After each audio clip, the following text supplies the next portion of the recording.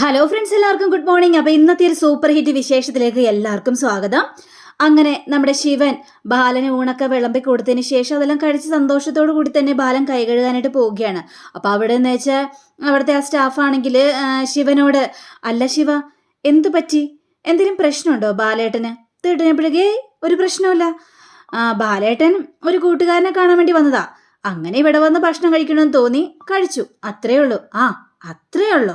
അല്ല, നിന്റെ മുഖം വല്ലാതിരിക്കുന്നു, അതുകൊണ്ട് ചോദിച്ചതാണ് എന്ന് പറഞ്ഞ് ഇയാൾ ഇല എടുക്കാനായിട്ട് ശ്രമിക്കുകയാണ്. അപ്പം ഇല എടുക്കാനായിട്ട് ശ്രമിച്ചു കഴിഞ്ഞപ്പോഴേക്കും, വേണ്ട, ഞാൻ എടുത്തോളാം ഇക്ക എന്നും പറഞ്ഞുകൊണ്ട് ആ ഇല എടുത്തുകൊണ്ട് ശിവൻ പോവുകയാണ്. അപ്പം ശിവൻ്റെ ആ വർത്തമാനം കാര്യങ്ങളെല്ലാം നമ്മുടെ ബാലൻ കേട്ട് കഴിഞ്ഞപ്പോഴേക്കും ബാലന് അത് വല്ലാത്തൊരു സങ്കടം തോന്നുകയാണ്. അങ്ങനെ ബാലൻ കൈയൊക്കെ കഴുകി നേരെ പുറത്തോട്ടിറങ്ങാൻ പോകുന്ന സമയത്ത് ശിവനെ ഓടിയെത്തുകയാണ്. അപ്പം ശിവനോടും പിന്നെ ആ സ്റ്റാഫിനോടും, ഊണ് ഗംഭീരമായെന്ന് ഞാൻ പ്രത്യേകിച്ച് പറയേണ്ട കാര്യമൊന്നുമില്ലല്ലോ എന്നും പറഞ്ഞുകൊണ്ട് അങ്ങനെ നമ്മുടെ ശിവനോട്, ശിവ, ഞാനൊരു കാര്യം ചോദിക്കട്ടെ? എന്താ ഏട്ടാ? നീ ഒന്ന് ആ കൗണ്ടറിലേക്ക് ഒന്നിരുന്നേ. എന്തിന്? ഞാനിരുന്നോളാട്ടാ. ഒന്നിരിക്കടാ, എനിക്കൊന്ന് കാണാനല്ലേ, നീ ഒന്ന് ഇരിക്കുക എന്നും പറഞ്ഞുകൊണ്ട് ശിവനെ അവിടെ പിടിച്ചിരുത്തുകയാണ്. അപ്പം ശിവനായിരിക്കുന്ന ആ ഒരു കാഴ്ച കണ്ടു കഴിഞ്ഞപ്പോഴേക്കും ബാലനും വളരെയേറെ സന്തോഷം തോന്നി. അപ്പോൾ ബാലൻ്റെ കണ്ണുകളൊക്കെ നിറയുകയാണ്. ബാലൻ്റെ കണ്ണുകളൊക്കെ നിറയുന്നത് കണ്ടു കഴിഞ്ഞപ്പോഴേക്കും ശിവനും അത് വല്ലാത്തൊരു ഫീലിംഗ് തോന്നി. അപ്പോൾ ബാലൻ പറയാണ്, ശിവ, അഞ്ജുവിൻ്റെ കാര്യങ്ങളെല്ലാം നന്നായിട്ട് തന്നെ നോക്കണം. അഞ്ജു ഗർഭിണിയാണ്, പിന്നെ അഞ്ജുവിന് വേണ്ട മരുന്നിനുള്ള പൈസ എല്ലാം സുരക്ഷിതമായിട്ട് വെക്കണം. അത് പിന്നെ പറയേണ്ട കാര്യമുണ്ട് കേട്ടാ.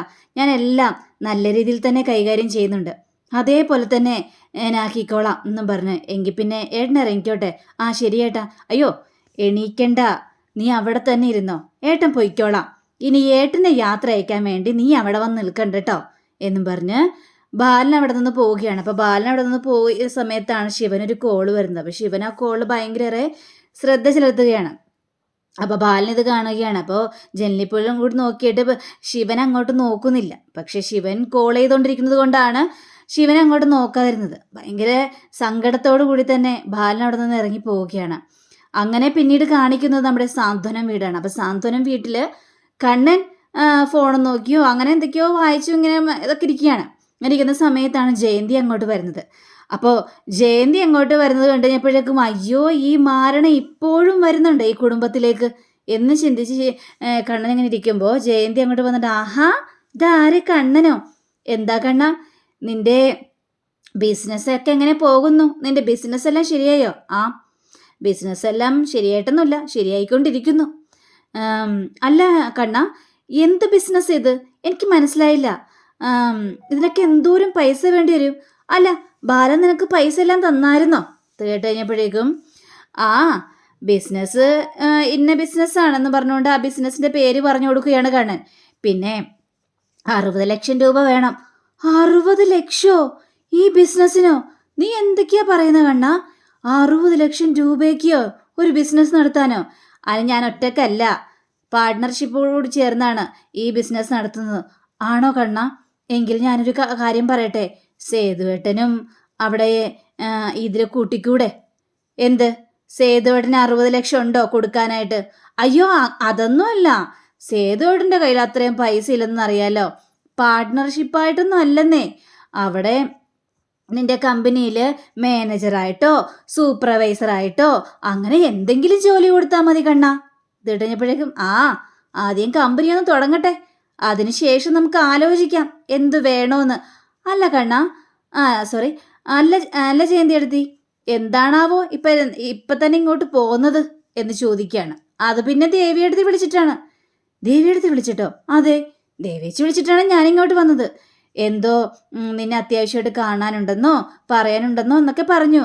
എനിക്ക് മനസ്സിലാവുന്നില്ല എന്നെ എന്താണാവോ പെട്ടെന്ന് വിളിക്കാനുള്ള കാരണമെന്ന്.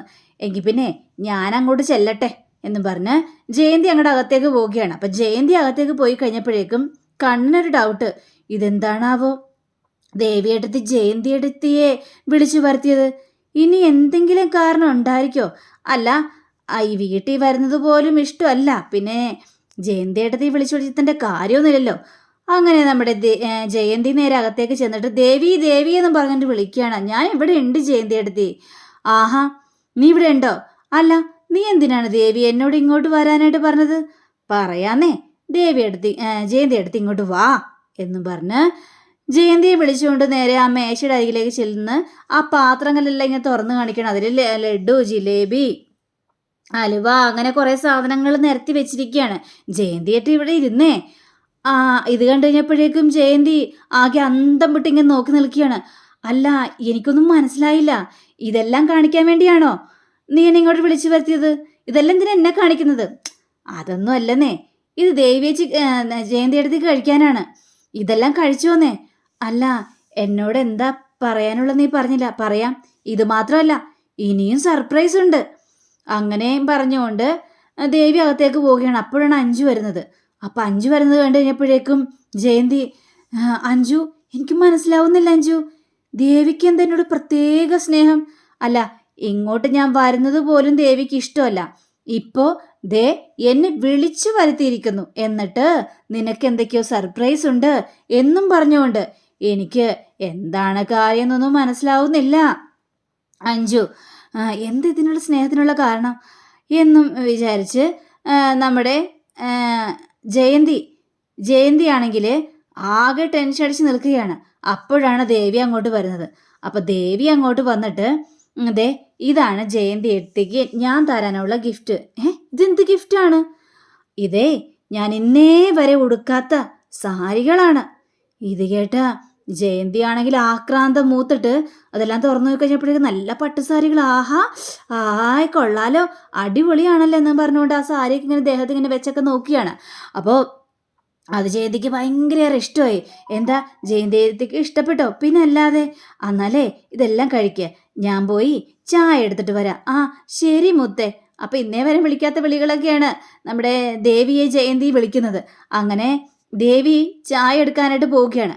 അങ്ങനെ ചായ എടുക്കാനായിട്ട് പോകുന്ന സമയത്ത് ഈ ജയന്തി ഒരു ലഡു എടുത്ത് കഴിക്കാനായിട്ട് ശ്രമിക്കുകയാണ്. എൻ്റെ ദൈവമേ, വേണ്ട അഞ്ജു, എനിക്കിനി ഇത് വല്ലതും പണി തരാൻ വേണ്ടിയാണോ അഞ്ജു? അല്ല, എനിക്കൊരു സംശയമുണ്ട്. ഇനി ഇതിൽ വല്ല കൂടോത്രോ ചെയ്തു വെച്ചിട്ടുണ്ടാവുമോ എന്ന് ജയന്തി ചോദിക്കുകയാണ്. ഇത് കേട്ട അഞ്ജു ആണെങ്കിൽ ഇവർക്കിട്ടൊരു പണി കൊടുക്കണം എന്നൊക്കെ ചിന്തിച്ചുകൊണ്ട്, ചിലപ്പോൾ ശരിയായിരിക്കും. അല്ല, ചിലപ്പോൾ ജയന്തിയേട്ടത്തെ ഇങ്ങോട്ട് വിളിച്ചു വരുത്തിയതേ സേതുവേട്ടനോട് നേരത്തെ പറഞ്ഞിട്ടുണ്ടായിരുന്നല്ലോ വീടിൻ്റെ കാര്യത്തെക്കുറിച്ചു, വീടിൻ്റെ അവകാശം കൊടുക്കണമെന്നും പറഞ്ഞുകൊണ്ട്. അല്ല, അപ്പം ഈ കുടുംബത്തിൻ്റെ ഇപ്പോഴത്തെ സാഹചര്യം അനുസരിച്ച് ചിലപ്പോൾ സേതുവേട്ടനോട് വീണ്ടും അത് ചോദിക്കാനായിരിക്കും. അപ്പോൾ അങ്ങനെ വീടിൻ്റെ ഷെയർ ചോദിച്ചു കഴിഞ്ഞിട്ടുണ്ടെങ്കിൽ ജയന്തിയെടുത്തി അവിടെ ഒരു പ്രശ്നം ഉണ്ടാക്കാനായിട്ട് പാടില്ലല്ലോ. അതുകൊണ്ട് ജയന്തിയെടുത്തെ ഇതെല്ലാം തന്ന് സോപ്പിടാനായിരിക്കും ദേവിയെടുത്തിയുടെ ആ ഒരു തീരുമാനം. ഇത് കേട്ട് കഴിഞ്ഞപ്പോഴേക്കും ദേവി, ജയന്തി, അപ്പം അതാണ് കാര്യം അല്ലേ? ഇപ്പോഴാണല്ല മനസ്സിലിരിപ്പ് എനിക്ക് പിടി കിട്ടിയത്. ദേവി, ഇതൊക്കെ പറഞ്ഞുകൊണ്ട് എൻ്റെ മനസ്സിളക്കാന്നാണോ? ഇതൊക്കെ തന്നുകൊണ്ട് എൻ്റെ മനസ്സിളക്കാന്നാണോ? നടക്കില്ല ആ കാര്യങ്ങളൊന്നും. നിനക്കിട്ട് ഞാൻ വെച്ചിട്ടുണ്ട്. ഇതെല്ലാം തിരിച്ചു കൊടുത്തേക്കാല്ലേ അഞ്ജു എന്ന് പറഞ്ഞുകൊണ്ട് ജയന്തി ആ സാരികളെല്ലാം മടക്കി വെക്കാനായിട്ട് ശ്രമിക്കുന്ന സമയത്ത്, ഈ സാരികളാണെങ്കിൽ എനിക്ക് കൊടുക്കാനും തോന്നുന്നില്ല. നല്ല അടിപൊളി സാരിയല്ലേ, അതുകൊണ്ട് സാരി ഒന്നും എനിക്ക് കൊടുക്കാനായിട്ട് തോന്നുന്നില്ല എന്നും പറയുകയാണ്. അപ്പോൾ അഞ്ജുനാണെങ്കിൽ ചിരി സഹിക്കാനും പറ്റുന്നില്ല. സാരി ഒന്നും കൊടുക്കണ്ടല്ലേ, അതാ നല്ലതെന്നേ. ഏതായാലും ദേവിയെടുത്തി സാരികളെല്ലാം സന്തോഷത്തോടു കൂടി തന്നെ തന്നെയല്ലേ, അതുകൊണ്ട് ഇനിയിപ്പോൾ അതൊന്നും കൊടുക്കാനായിട്ട് നിൽക്കണ്ട. ആ കാര്യത്തെക്കുറിച്ച് ചിന്തിക്കേണ്ട ആവശ്യവും ഇല്ല.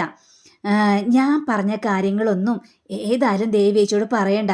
അങ്ങനെ ദേവിയേച്ചിയോട് പറഞ്ഞിട്ടുണ്ടെങ്കിൽ എനിക്കത് ദോഷമാണ്. ദോഷം? ഞാൻ ജയന്തിയെടുത്തിയോട് എല്ലാ കാര്യങ്ങളും വിളിച്ചു പറഞ്ഞെന്ന് വിചാരിക്കില്ലേ, അതുകൊണ്ട് അതൊന്നും പറയാനായിട്ട് നിൽക്കണ്ട എന്നും പറയുകയാണ്. അപ്പം ഇത് കേട്ടപ്പോഴേക്കും, നീ പറഞ്ഞത് ശരിയാണ് അഞ്ജു, ഞാൻ ഏതായാലും ആ കാര്യങ്ങൾ നിന്നൊന്നും പറയാനായിട്ട് പോകുന്നില്ല. അതാ നല്ലത്. കിട്ടിയത് കൊണ്ട് സ്ഥലം വിടാനായിട്ട് നോക്ക് ജയന്തിയേട്ടത്തി, അതായിരിക്കും നല്ലത്. അങ്ങനെ ദേവി ചായം കൊണ്ട് വരികയാണ്. ദേവിയേട്ടത്തി ചായം കൊണ്ട് വരുന്നുണ്ട്. അപ്പം ചായം കൊണ്ട് വന്നു കഴിഞ്ഞപ്പോഴേക്കും, എങ്ങനെയുണ്ട് സാരി? സാരി അടിപൊളിയാണ്, എനിക്ക് ഒത്തിരി ഇഷ്ടപ്പെട്ടു ദേവി. എങ്കിൽ ചായ കുടിക്ക്. അങ്ങനെ ഈ ജയന്തി ചായ എടുത്ത് കുടിക്കുകയാണ്. വാട്ട ചായയും കൊണ്ടുവന്നിട്ട് എന്നെ സോപ്പിടാനുള്ള തീരുമാനമൊക്കെയാണ്. നടക്കില്ല ദേവി. അങ്ങനെ ചായ ഒരു കണക്കിന് വലിച്ചു കുടിച്ചിട്ട് അവിടെ വെച്ചിട്ട് എങ്കിൽ പിന്നെ ഞാൻ പൊയ്ക്കോട്ടെ, സാരിയൊക്കെ ഞങ്ങൾ മടക്കി തരാം എന്ന് പറഞ്ഞ അഞ്ജുവും ദേവിയും കൂടി ആ സാരി മടക്കിയിട്ട് നേരെ കവറിലേക്ക് ആക്കുകയാണ്. ആ കവറിലേക്ക് ആക്കിയ സമയം കൊണ്ട് ജയന്തി അവിടെ നിന്ന് ഒറ്റ പോക്ക്. ജയന്തി പോയി കഴിഞ്ഞപ്പോഴേക്കും അഞ്ജു ഇരുന്ന് ഭയങ്കര പൊട്ടിച്ചിരിയാണ്. അപ്പൊ ദേവി, എന്താ അഞ്ജു, നീ എന്തിനിങ്ങനെ പൊട്ടിച്ചിരിക്കുന്നത്? എൻ്റെ ദേവിയേച്ചി ഓരോ കാര്യങ്ങളെല്ലാം കൊടുത്തില്ലേ, ഇനി പരിസരത്തേക്ക് ജയന്തി അടുത്ത് വരില്ല. അതെന്താ? ദേവിയേച്ചി ഓരോന്ന് കൊടുത്തു കഴിഞ്ഞപ്പോഴേക്കും ജയന്തി അടുത്തേക്ക് സംശയം. ഇനി അതിൽ വല്ല കൂടോത്രം ഉണ്ടോ എങ്ങനെ പറഞ്ഞോണ്ട് ഭയങ്കര സംശയം. എൻ്റെ ദൈവമേ, അങ്ങനെയെല്ലാം ചോദിച്ചു കഴിഞ്ഞപ്പോഴേക്കും ഞാൻ പറഞ്ഞു, ദേവിയെടുത്തിയെ വീടിൻ്റെ ഷെയർ ചോദിക്കാൻ വേണ്ടി ജയന്തിയെടുത്തി സോപ്പിടാൻ വേണ്ടി ഇതെല്ലാം തന്നത്. അത് കേട്ട് കഴിഞ്ഞപ്പോഴേക്കും ആളുടെ കിളി പാറിപ്പോയി. ആദ്യം സാരിയൊക്കെ ഇവിടെ വെക്കാന്നാ വിചാരിച്ചത്. പിന്നെ നല്ല സാരികളായതുകൊണ്ട് ഇത് വെക്കുന്നില്ല. ഏതായാലും ഞാൻ ഇതും കൊണ്ട് സ്ഥലം വിടുകയാണ് എന്ന് പറഞ്ഞുകൊണ്ട് ഒറ്റ പോക്ക്. ഇത് കേട്ട ദേവിക്കാണെങ്കിൽ ചിരി സഹിക്കാനും പറ്റിയില്ല. അപ്പം ആള് കൊള്ളാലോ എന്നും പറഞ്ഞുകൊണ്ട് അങ്ങനെ നമ്മുടെ ഈ ദേവി അടുക്കളയിൽ ചെന്ന് അച്ചാറെല്ലാം എടുത്ത് വെക്കുകയാണ്. അപ്പം അച്ചാറെല്ലാം എടുത്ത് വെച്ച് കഴിഞ്ഞപ്പോഴേക്കും അഞ്ചു അങ്ങോട്ട് ചെന്നിട്ട്, ദേവിയെടുത്തി, ഇതെന്താ ദേവിയെടുത്തി, അച്ചാറെല്ലാം എടുത്ത് വെക്കുകയാണോ? എന്തിനിപ്പം അച്ചാറെല്ലാം എടുത്ത് വെക്കുന്നത്? അതിൻ്റെ ആവശ്യമൊന്നുമില്ലല്ലോ. ആവശ്യം ഉണ്ടാകുമെന്നേ. ഇനിയിപ്പോൾ ആവശ്യമില്ലാതിരിക്കാതെ പറ്റൂലല്ലോ. ഇതെല്ലാം എടുത്ത് വെച്ചെന്ന് വിചാരിച്ച് യാതൊരു കുഴപ്പമില്ല. അച്ചാറല്ലേ, അച്ചാറ് ചീത്താകാനും പോകുന്നില്ലെന്നേ എന്നും പറഞ്ഞുകൊണ്ട് കാര്യങ്ങളെല്ലാം അവിടെ സംസാരിക്കുകയാണ്. അപ്പോൾ കാര്യങ്ങൾ സംസാരിച്ചപ്പോഴേക്കും, അതെ ദേവിയെടുത്തി, ഇന്ന് ബാലേട്ടൻ ഭക്ഷണം കഴിക്കാൻ വേണ്ടി ഊട്ടുപുര ചെന്നായിരുന്നു എന്ന്. ഊട്ടുപുരയിലോ? വെറുതെ അല്ല ബാലേട്ടൻ ഉച്ചയ്ക്ക് ഇങ്ങോട്ട് കഴിക്കാൻ വരാതിരുന്നത്. ഞാൻ വിചാരിച്ചു പുറത്തുനിന്ന് എവിടെയെങ്കിലും കഴിക്കുമായിരിക്കുമെന്ന്. അല്ല, ബാലേട്ടൻ അങ്ങനെ പുറത്തുനിന്ന് കഴിക്കുന്ന സ്വഭാവം ഇല്ലല്ലോ ദേവിയെടുത്തി. പിന്നെ ഇതെന്തു പറ്റി എന്ന് ചോദിക്കുകയാണ്.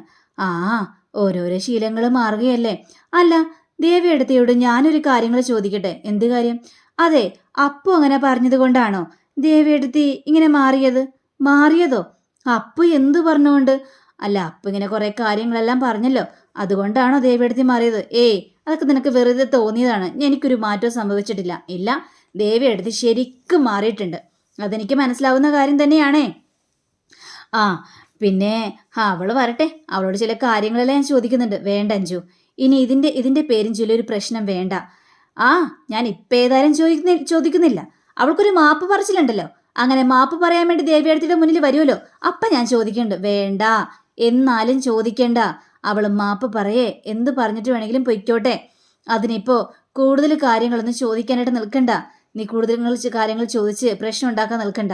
നീയേ ഈ കുപ്പിയിലെടുത്ത് വെച്ചിണ്ടേ, പിന്നെ ഭാരപ്പെട്ട സാധനങ്ങളൊന്നും എടുക്കാനായിട്ട് നിൽക്കണ്ട. ഇതെല്ലാം ഞാൻ എടുത്തോളാം, മനസ്സിലായല്ലോ എന്നും പറഞ്ഞ് ദേവി അങ്ങോട്ട് പോവുകയാണ്. അഞ്ജുവിന് അത് വല്ലാത്തൊരു ഫീലിംഗ് ആയി പോവുകയാണ്. എന്നാൽ അപ്പം അന്ന് രാത്രി ആയി കഴിഞ്ഞപ്പോഴേക്കും നമ്മുടെ ശിവനും അഞ്ജുവും ഭക്ഷണം കഴിക്കാനായിട്ടിരിക്കുകയാണ്. അവർക്ക് ഭക്ഷണം വിളമ്പി കൊടുക്കാനായിട്ട് ദേവിയും നിൽക്കുകയാണ്. അപ്പോൾ ദേവി അങ്ങനെ നിന്ന് കഴിഞ്ഞപ്പോഴേക്കും കണ്ണൻ വരുന്നു. കണ്ണന് മുഖത്തൊരു ചിരിയില്ല, ഭയങ്കര ഗൗരവമാണ്. കണ്ണൻ കൈ കഴുകിയിട്ട് നേരെ ടേബിളിൻ്റെ അരികിൽ വന്നിങ്ങനെ ഇരിക്കുകയാണ്. അപ്പോൾ എടുത്ത് വായിക്കും നമ്മുടെ ദേവി, കണ്ണ ഇവിടെ പരസ്പരം എന്തെങ്കിലുമൊക്കെ പറഞ്ഞെന്നിരിക്കും എന്ന് വിചാരിച്ച് ഭക്ഷണത്തിൻ്റെ മുന്നിൽ നിന്നും നീ ദേഷ്യപ്പെട്ട് എണീറ്റ് പോകാനായിട്ട് നിൽക്കരുത്. പറഞ്ഞത് മനസ്സിലായല്ലോ? ഇത് കേട്ട കണ്ണന് വീണ്ടും അരിശം. അപ്പം അങ്ങനെയും കാണിച്ചുകൊണ്ടാണ് നമ്മുടെ ഇന്നത്തെ റിവ്യൂ അവസാനിച്ചിരിക്കുന്നത്. അടുത്ത റിവ്യൂവിനെ കാത്തിരിക്കുക, സബ്സ്ക്രൈബ് ചെയ്യുക. എല്ലാവർക്കും നല്ലൊരു ദിനം ആശംസിച്ചുകൊണ്ട് നമസ്കാരം. Thank you. ബൈ.